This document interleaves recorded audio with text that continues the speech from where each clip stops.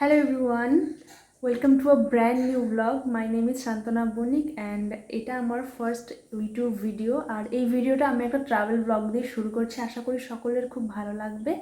তো আমি আজ যাচ্ছি পুরীতে, এখন আছি বাড়িতে আর রেডি হয়ে তারপর বেরোবো।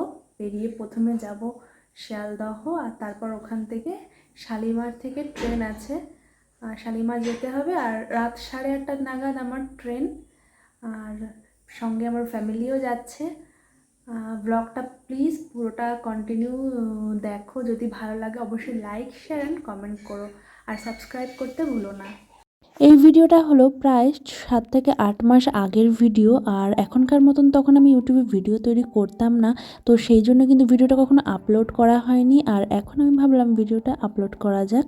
তো এটাই কিন্তু আমার প্রথম ব্লগ। এটা কিন্তু আমি পুরীতে যাচ্ছিলাম সেই সময় তৈরি করেছি। যেহেতু রাত্রেবেলা ট্রেন ছিল তাই জন্য কিন্তু খাওয়া দাওয়াটা আমরা ট্রেনের মধ্যেই করেছি। দিদি কিন্তু বেশ কয়েক রকমের খাবার বানিয়ে নিয়ে গিয়েছিল বাড়ি থেকে, সেগুলোই কিন্তু আমরা খেয়েছিলাম রাত্রেবেলায়। তারপরে প্রায় বেশ কয়েক ঘন্টা জার্নির পর কিন্তু ভোর 5টার সময় পুরী স্টেশনে পৌঁছাই। আর সেখান থেকে কিন্তু মাত্র 10 মিনিটেরই পথ। আর এখানে কিন্তু আমরা পৌঁছে গেছি স্বর্গদুয়ার বিচ। তো এটা কিন্তু আমাদের ফার্স্ট ডে ছিল পুরীতে। আর এই দিন কিন্তু আমি বেশি একটা ব্লগ করতে পারিনি। তো ওই দিনকে কিন্তু বিকেলবেলায় চলে গিয়েছিলাম জগন্নাথ মন্দিরে। আর ওখানে কিন্তু ভিতরে ভিডিও করা একদমই অ্যালাউড নয়। তো যেটুকু পেরেছি সেটুকুই কিন্তু বাইরে থেকে একটু ভিডিও করেছি, মানে ওই চত্বরে, মন্দির চত্বরে। আর এখানকার পরিবেশটা কিন্তু ভীষণই সুন্দর, একদম পার্কের মতো আর খুবই সুন্দর মনোরম জায়গা। এখানে কয়েকজন শিশু বাচ্চারা খেলা খেলছে, সবাই দেখো। তারপরে মন্দির থেকে ফিরে কিন্তু বিচের পাশে যেই মার্কেটটা বসে সেখানে একটু চলে এসেছিলাম খুব অল্প সময়ের জন্য, হয়তো 10-15 মিনিট। এই জন্যই সেখানেও বেশি একটা ভিডিও কিছু করতে পারিনি। তো এখান থেকে কিছু কেনাকাটাও করা হয়নি। আর নেক্সট দিন, এটা হচ্ছে টেকনিক্যালি ডে 2। তো এই দিন কিন্তু আমরা সকালবেলা বেরিয়ে পড়েছিলাম ভোরবেলায় প্রায় 6টার দিকে। এই দিনকে আমাদের ছিল সাইট সিন আর বেশ কয়েকটা জায়গা কিন্তু এদিন আমরা ঘুরেছি। আমাদের ফার্স্ট ডেস্টিনেশন ছিল কোণারকের সূর্য মন্দির। এখানে এসে কিন্তু বেশ ভালো লাগলো, ভীষণই সুন্দর এখানকার আর্কিটেকচার আর এত বছরের স্থাপত্য যে এখনো প্রায় অক্ষত অবস্থায় আছে, এটা দেখলেই কিন্তু খুব ভালো লাগে। তারপর ওখান থেকে আমরা চলে যাই ধবলগিরিতে। আর ধবলগিরিতে গিয়ে কিন্তু এই যে এখানে মন্দির বন্ধ ছিল বলে কিন্তু আমরা দেখতে পাইনি। এখানে কিন্তু জায়গাটা একটা পাহাড়ের উপরে, আর এখানে কিন্তু উঠতে হয় অনেক উঁচুতে।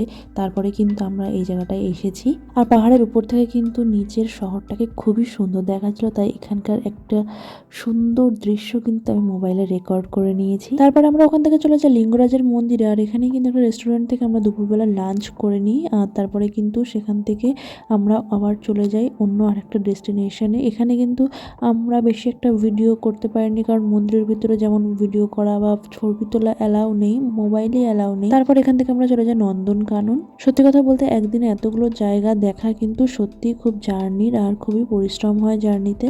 নন্দনকানন জায়গাটা কিন্তু অনেক বড় জায়গা, আর এখানে জঙ্গল সাফারিরও সুযোগ রয়েছে। আর এখানে কিন্তু আমরা নিয়ে নিয়েছি এই গাড়িটা। আর এর কিন্তু টিকিট পারপাস হয়তো 80 রুপিস মতো নিয়েছিল। আর এর মধ্যে এন্ট্রান্স ফিটাও ছিল আলাদা।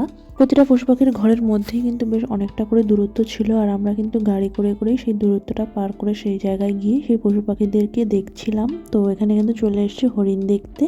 হাতে খুব অল্প সময় ছিল, সেই জন্য কিন্তু ফটাফট সমস্ত জায়গাগুলো ভিজিট করতে হচ্ছিল আমাদের। তারপর আমরা চলে আসি বাঘের আস্তানাতে। আর এখানে কিন্তু 3টে বাঘ রয়েছে। আর এই বাঘটা দেখতেই পাচ্ছ মাংস খাচ্ছে। ওদেরকে কিন্তু এভাবে এখান থেকে খাবার প্রোভাইড করা হয়, প্রাকৃতিক বাসস্থানে রেখেই কিন্তু ওদেরকে সংরক্ষণ করা হয়েছে এখানে। পরেও কিন্তু ওখানে আমরা বেশ কিছু অ্যানিমালস দেখি যেগুলো কিন্তু আর রেকর্ড করা হয়নি। আর তারপরে কিন্তু এখানে চলে এসেছি পাখিরালয়ে। আর এখানে কিন্তু সমস্ত পাখিরা রয়েছে, এরা হচ্ছে পরিযায়ী পাখি। আর এই জায়গাটা একদমই স্বপ্নের মতো, দেখে মনে হচ্ছিল যেন জুরাসিক পার্ক সিনেমার কোনো একটা সেট এটা। আর এবার কিন্তু আমরা এখান থেকে এটা দেখে বেরিয়ে গেছি। আর তারপরে এইভাবেই কিন্তু আমাদের ডে 2 শেষ হয়ে গেছে। আর ডে 3তে আমি খুবই অসুস্থ হয়ে পড়ি, আর সেই জন্য কোথাও যাওয়া হয়নি। আর এটা হচ্ছে ডে 4।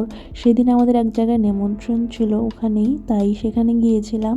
এখানে কিন্তু আমাদের প্রচুর খাবার দিয়েছে। আর এখানকার খাবারগুলো কিন্তু খুবই টেস্টি ছিল, কিন্তু আমি কোনো কিছুই সেভাবে কিছুই খেতে পারিনি অসুস্থতার কারণে। আর এই যে দেখতেই পাচ্ছ খাবারগুলো, আমাদের মধ্যে সবাই কেউ না কেউ অল্প অল্প করে কিছু না কিছু খেয়েছে। আর তারপরে কিন্তু একটু রেস্ট নিয়ে বসে টসে এখান থেকে আমরা চলে গেলাম চিল্কাতে। আর তখন কিন্তু হালকা ঝিরিঝিরি বৃষ্টি হওয়ার শুরু করেছিল, আর আমরা কিন্তু গাড়িতে করেই গিয়েছিলাম, তাই জন্য কিন্তু আর ভিজিনি। কিন্তু ওখানে যাওয়ার পরে কিন্তু বৃষ্টিটা একটুখানি কমেছে, আর তোমরা দেখতেই পাচ্ছ। দেখে হয়তো চিল্কা মনে হচ্ছে না, আমারও প্রথমে মনে হচ্ছিল না, কিন্তু এটাই চিল্কা। এখান থেকে কিন্তু আমরা একটা নৌকা করে সবাই মিলে চলে গেলাম একটা আইল্যান্ডে, আর সেখানে কিন্তু বেশ সুন্দর একটা জায়গা, চলো তোমাদেরকেও দেখাই। এই দিনটা কিন্তু আমাদের শেষ দিন ছিল পুরীতে, আর এই দিন কিন্তু খুব এক্সাইটমেন্টের মধ্যে দিয়ে গেছে সবার। অনেকদিন বাদেই কিন্তু নৌকা চড়লাম, আর নৌকায় উঠে কিন্তু বেশ ভালো লাগছিল, আর পরিবেশটাও কিন্তু বেশ সুন্দর ছিল। আসলে ওই দিন এবং তার আগের দিন কিন্তু আমি প্রচন্ডই অসুস্থ ছিলাম, আর প্রকৃতির বুকে এসে কিন্তু অসুস্থতার অনুভূতিটা অনেকটাই কম হচ্ছে। তারপর কিন্তু কিছুক্ষণ পরেই আমরা পৌঁছে গেলাম আমাদের ডেস্টিনেশনে, যেটা কিন্তু ছিল একটা ম্যানগ্রোভ অরণ্য। আর এই যে তোমরা দেখতে পাচ্ছ, এটা একটা দ্বীপ, ম্যানগ্রোভ অরণ্য, তাতে সব ভর্তি।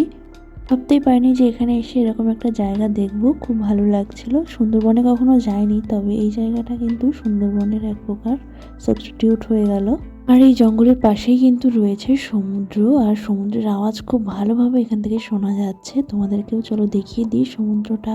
ওই যে জঙ্গলের ওই পাশেই কিন্তু ওইখানে সমুদ্র রয়েছে, আমরা এখনই যাব। আর সবাই কিন্তু আমাকে রেখে চলে গেছে এখানে, আর আমি কিন্তু এখানে ভিডিওই করছি, তো আমিও এখন যাব ওই দিকেই।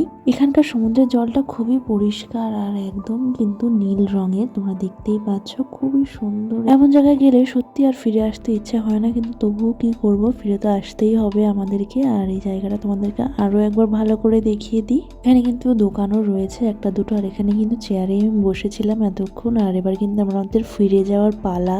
খুবই ভালো লাগছিল যে ফাইনালি বাড়ি যাচ্ছি, বাড়ি যাওয়ার খুশিটাই ছিল আলাদা। তোমাদের আজকে এই ব্লগটা কেমন লাগলো অবশ্যই কিন্তু কমেন্ট বক্সে জানিও, আর ভিডিওটা ভালো লাগলে কিন্তু অবশ্যই লাইক করে দিও, শেয়ার করে দিও, চ্যানেলটাকে সাবস্ক্রাইব করে দিও। দেখা হবে পরের কোনো ভিডিওতে। সবাই ভালো থেকো, সুস্থ থেকো, টাটা।